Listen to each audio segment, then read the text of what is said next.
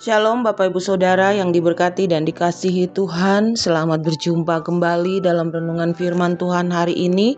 Mari kita berdoa bersama. Tuhan, saat ini kami datang, kami bersyukur untuk kebaikan-Mu dalam hidup kami.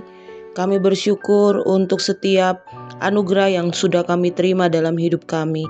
Saat ini kami hendak mendengarkan renungan firman-Mu. Mari berbicaralah ya Roh Kudus, urapi kami, di dalam nama Yesus kami berdoa, haleluya, amin. Renungan firman Tuhan hari ini, tidak melanggar perjanjian. Ibrani 9 ayat 15 menulis, karena itu ia adalah pengantara dari suatu perjanjian yang baru, supaya mereka yang telah terpanggil dapat menerima bagian kekal yang dijanjikan, sebab ia telah mati untuk menebus pelanggaran yang telah dilakukan selama perjanjian yang pertama. Amin. Bapak Ibu Saudara yang dikasihi Tuhan, perjanjian adalah kesepakatan dua pihak. Perjanjian haruslah saling menguntungkan, tidak ada pihak yang dirugikan. Bila ada yang melanggar perjanjian, akan ada sanksinya. Sebagai orang percaya, kita ini adalah anak-anak perjanjian Tuhan, atau umat yang hidup di dalam perjanjiannya. Bahkan perjanjiannya diteguhkan dengan darah Kristus.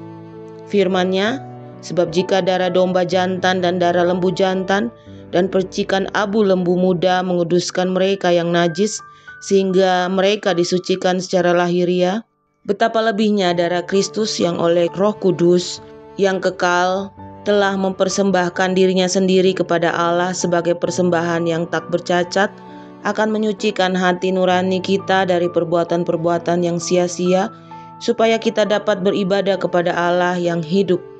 Namun masih banyak orang Kristen yang dengan sengaja meremehkan dan mengabaikan perjanjian, sehingga mereka tetap saja menjalani hidup dengan sembrono.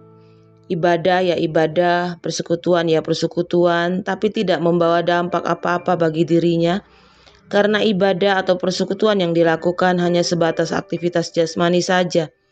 Tak jauh beda dengan kehidupan bangsa Israel, mereka berkali-kali diingatkan tentang firman Tuhan, tapi mereka tetap saja hidup dalam ketidaktaatan.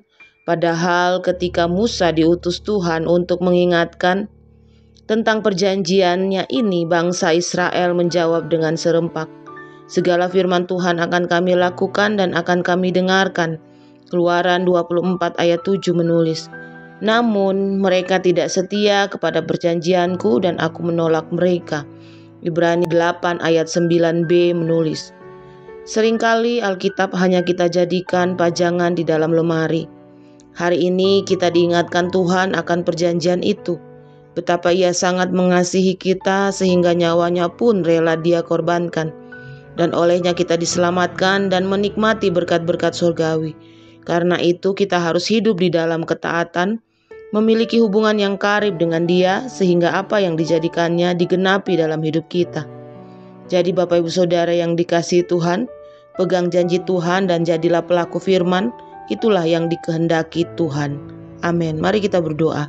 Tuhan, mampukan kami memegang janji-Mu, mampukan kami menjadi pelaku firman, mampukan kami melakukan apa yang menjadi kehendak Tuhan dalam hidup kami, dan yang terpenting mampukan kami tidak melanggar perjanjian-Mu. Tuhan, tolong kami, ampuni kami kalau selama ini kami tidak sesuai dengan hati Tuhan, kami tidak sesuai dengan firman-Mu. Mampukan kami Tuhan berjalan di dalam kebenaran firman-Mu. Berkati para pendengar saat ini dengan segala masalah, problem, persoalan, pergumulan, sakit, penyakit yang mereka hadapi. Tuhan, Engkau tahu, Engkau yang akan menolong, memberikan mujizat di dalam nama Tuhan Yesus. Berkat-Mu melimpah atas hidup kami sepanjang hari ini, hanya di dalam nama Tuhan Yesus kami berdoa, haleluya, amin. Selamat beraktivitas, Tuhan Yesus memberkati kita semua dengan limpah hari ini, amin.